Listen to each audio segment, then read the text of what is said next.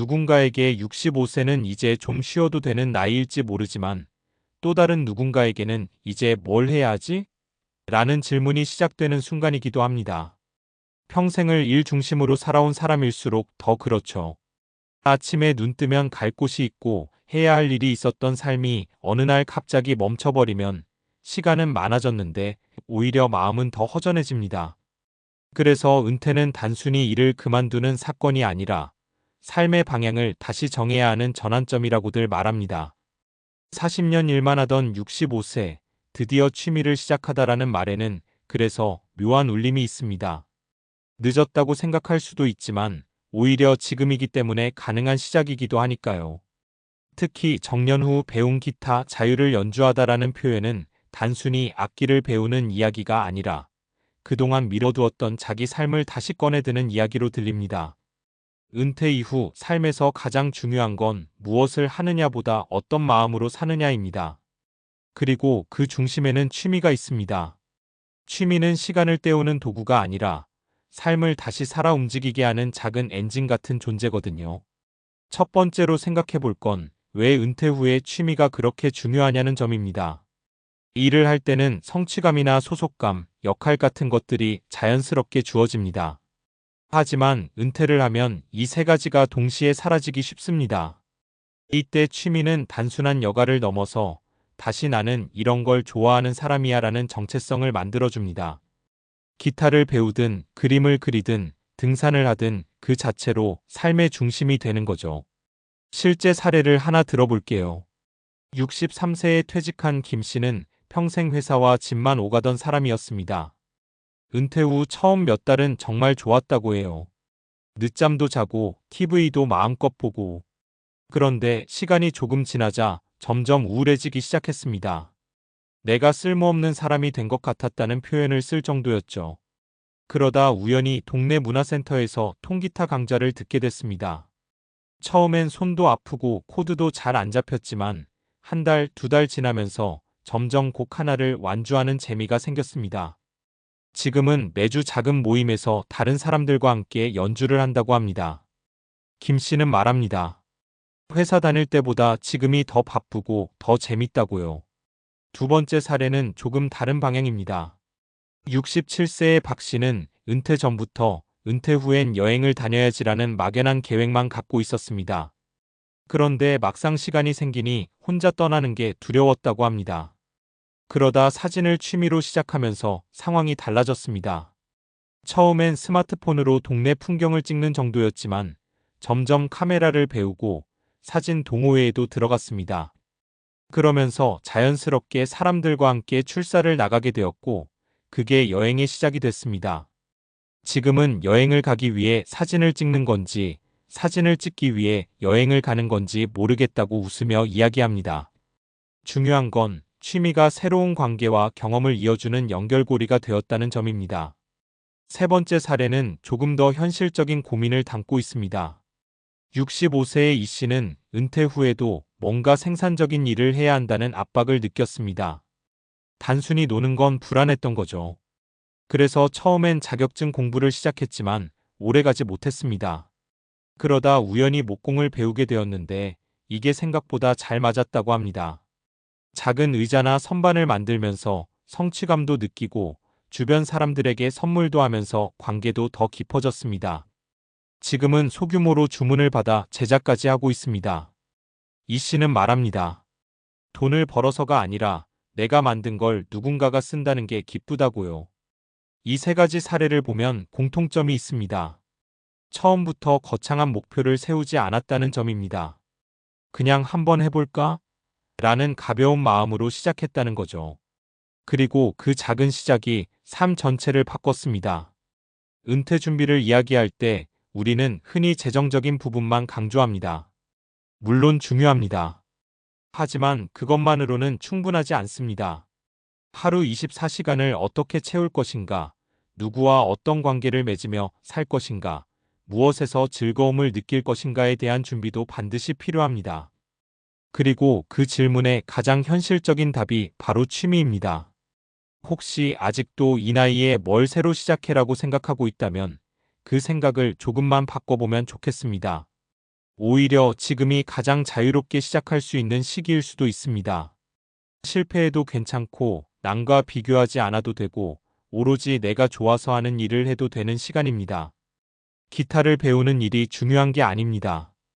그 기타를 통해 다시 설레는 마음을 느끼고 하루를 기다리게 되고 누군가와 웃으며 시간을 보내게 되는 그 과정이 중요한 겁니다. 은퇴 후 삶은 비어있는 시간이 아니라 다시 채워갈 수 있는 시간입니다. 결국 은퇴는 끝이 아니라 방향 전환입니다. 그리고 그 방향을 조금 더 즐겁고 의미 있게 만들어주는 것이 바로 취미입니다. 지금 당장 거창한 계획이 없어도 괜찮습니다. 다만 한 가지라도 해보고 싶다는 마음이 있다면 그걸 미루지 않는 것.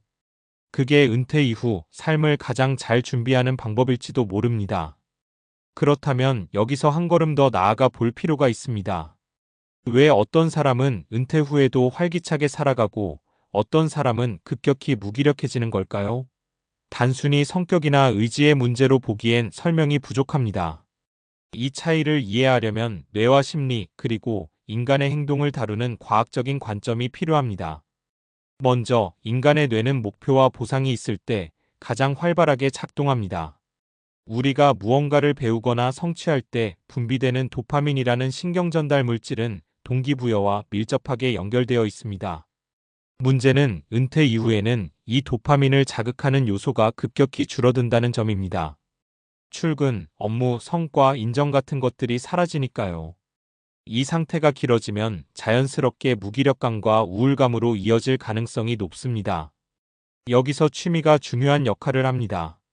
새로운 코드를 배우고 한 곡을 완주하고 사진 한 장을 만족스럽게 찍는 경험, 이 모든 것이 작은 보상으로 작용하면서 도파민을 다시 활성화시킵니다. 즉, 취미는 단순한 여가가 아니라 뇌를 건강하게 유지하는 일종의 훈련이라고 볼 수 있습니다. 또 하나 중요한 개념은 신경가소성입니다. 쉽게 말해 우리의 뇌는 나이가 들어서도 계속 변화하고 새로 연결된다는 뜻입니다. 과거에는 나이가 들면 학습 능력이 급격히 떨어진다고 생각했지만 최근 연구들은 그렇지 않다는 걸 보여줍니다. 오히려 새로운 자극과 반복적인 학습이 주어지면 뇌는 그에 맞게 다시 구조를 바꿉니다. 그래서 기타를 배우는 65세는 단순히 취미를 갖는 게 아니라 뇌를 다시 성장시키고 있는 셈입니다.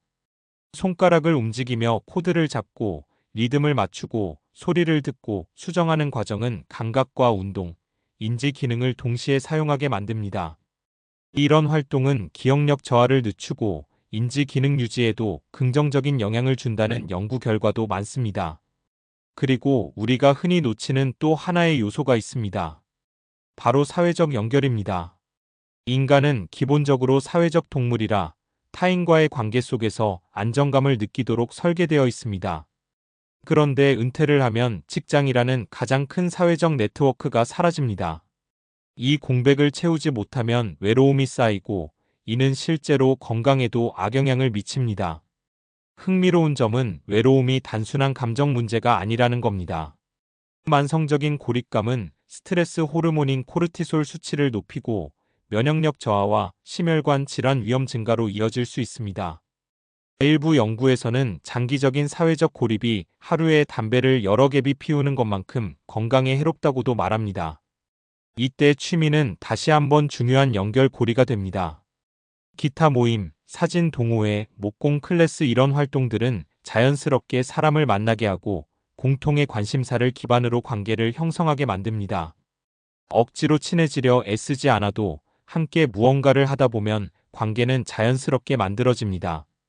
결국 은퇴 후 삶의 질을 결정하는 세 가지 축은 비교적 명확합니다. 첫째, 꾸준한 자극을 주는 활동이 있는가? 둘째, 뇌를 계속 사용하고 있는가? 셋째, 사람들과 연결되어 있는가? 이 세 가지를 동시에 충족시켜주는 가장 현실적인 방법이 바로 지속 가능한 취미입니다. 여기서 중요한 건 지속 가능성입니다. 너무 어렵거나 너무 비용이 많이 들거나 접근성이 떨어지는 취미는 오래가기 힘듭니다. 반대로 일상 속에서 반복 가능하고 작은 성취를 자주 느낄 수 있는 활동일수록 오래 유지됩니다. 기타처럼 하루 20분이라도 꾸준히 할 수 있는 활동이 좋은 이유가 여기에 있습니다. 또 한 가지 많은 사람들이 간과하는 부분이 있습니다. 바로 초보의 시간을 받아들이는 태도입니다. 우리는 오랫동안 일을 하면서 잘하는 사람으로 살아왔습니다. 그런데 새로운 취미를 시작하면 다시 못하는 사람이 됩니다. 이 과정이 불편해서 아예 시작을 안 하거나 금방 포기하는 경우가 많습니다. 하지만 과학적으로 보면 이 서툰 상태야말로 뇌가 가장 활발하게 변화하는 시기입니다. 익숙하지 않은 동작, 예상과 다른 결과, 반복되는 실패 이 모든 것이 뇌를 자극하고 새로운 회로를 만들어냅니다. 그러니까 서툴다는 건 뒤처진 상태가 아니라 오히려 성장이 일어나고 있는 신호에 가깝습니다. 그래서 은퇴 후 삶을 잘 보내는 사람들의 공통점은 의외로 단순합니다. 완벽하게 잘하려고 하지 않고 작게 시작해서 꾸준히 이어가는 사람들입니다. 그리고 그 과정에서 자연스럽게 사람을 만나고 웃고 다시 내일을 기대하게 됩니다. 결국 중요한 질문은 이것입니다. 나는 앞으로 무엇을 하며 시간을 보낼 것인가? 가 아니라 나는 어떤 방식으로 살아가고 싶은가? 입니다. 기타를 배우며 하루를 시작하는 삶, 사진을 찍으며 계절을 느끼는 삶, 나무를 깎으며 무언가를 만들어내는 삶. 정답은 없지만 분명한 건 있습니다. 아무것도 하지 않는 삶은 우리를 점점 멈추게 만들고 작은 것이라도 계속하는 삶은 우리를 계속 움직이게 만든다는 사실입니다. 그러니 거창하지 않아도 괜찮습니다. 단 하나의 취미라도 좋습니다. 다만 그것이 당신의 하루의 작은 리듬을 만들고 뇌를 깨우고 사람을 연결해 준다면 그건 이미 충분히 의미 있는 시작입니다.